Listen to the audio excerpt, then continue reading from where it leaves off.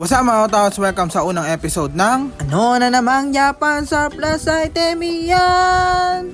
Kimetsu no Yaiba Infinity Train Jump Comics. Ito ay limited lamang sa mga nanood ng movie ng Kimetsu no Yaiba o Demon Slayer.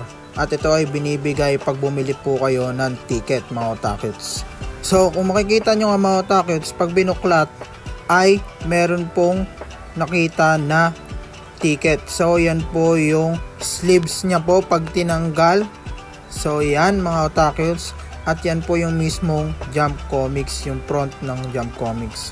So yan nga po, nalaglag nga po pala yung ticket na kasama sa binigay na Jump Comics. So yan nga mga otakus, papakita ko naman sa inyo yung mga nasa loob. So yan nga mga otakus, makikita natin sa first page ay yung Fire Hashira. So meron din siyang kaunti na manga strips. So yan, kaso nga lang Japanese siya mga otakus. At pagkatapos nga ng manga ay yan, meron mga iba't ibang definition ng nangyari sa movie.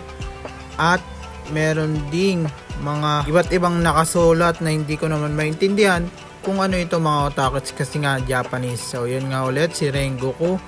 At meron din dito mga otakus na mga artwork o mga ginuhit na merong pirma ng author o kung sino man yan mga otakus. So yan yung kalaban nila sa Infinity Train.